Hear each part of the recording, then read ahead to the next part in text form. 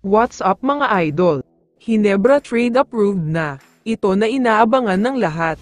Pero bago mo sana ipagpatuloy ang panonood mo, ay huwag mong kalimutan na mag-subscribe bilang suporta sa aking YouTube channel. Maraming salamat idol.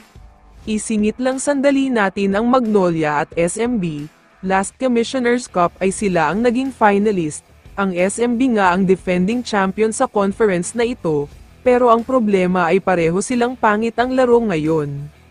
Nasa bandang dulo sila ng standing, at kitang-kita sa kanila na sobrang nahihirapan talaga sila. Walang nangyayaring maganda sa SMB at Magnolia, kaya naman malaki ang chance na hindi sila makakapasok sa playoffs.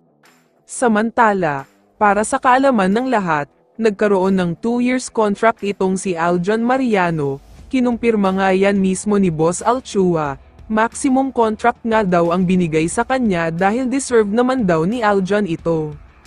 Pero kung akala ng mga fans ay magtatagal si Mariano dito, nagkakamali kayo dyan dahil sign and trade daw ang plano ng Hinebra sa kanya, dahil bibitawan daw siya ng mga ito para maging kasama siya sa trade package. Hindi lang siya ang apektado dito, dahil pati si Isaac Go ay bibitawan na daw ng Hinebra, dahil nga hindi na siya kailangan sa ngayon, lalo pat hindi na gumaling ang injury niya at hindi na naging maayos pa ang kalusugan niya. Samantala, nag-expire na ang kontrata ni Poy Aram noong December 2024 pa, kaya sa madaling salita ay free agent na siya ngayon, at pwede na siyang lumipat sa ibang teams dahil wala na siyang kontrata sa TNT. Kaya naman dahil sa kakulangan sa big man at backup center ni Aguilar, kukunin na daw siya ng Barangay Hinebra.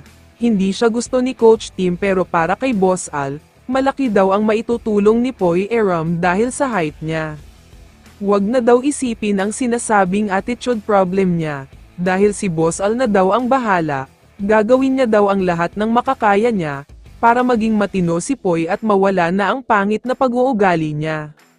Konting words of wisdom at disiplina lang naman daw ang kailangan ni Poy. Kapag maganda ang environment niya sa paligid ay siguradong lalabas ang laro niya, para kay Boss Al ay maganda pa rin talaga ang laro ni Poy. Payag naman daw ang TNT dito, pero bago sila pumayag ng tuluyan sa trade na gusto ng Hinebra, gusto muna daw nilang makasigurado na healthy na si Isaac Go, kapag napatunayan ito ay ibibigay na agad si Poy sa Hinebra. Kaya naman kung ikaw ang tatanungin idol, ano ang masasabi mo sa balitang ito? I-comment mo naman ang sagot mo sa tanong na ito. So dito na nagtatapos ang video na ito. Maraming salamat sa pagsuporta at panonood mga idol. Ingat at bye-bye.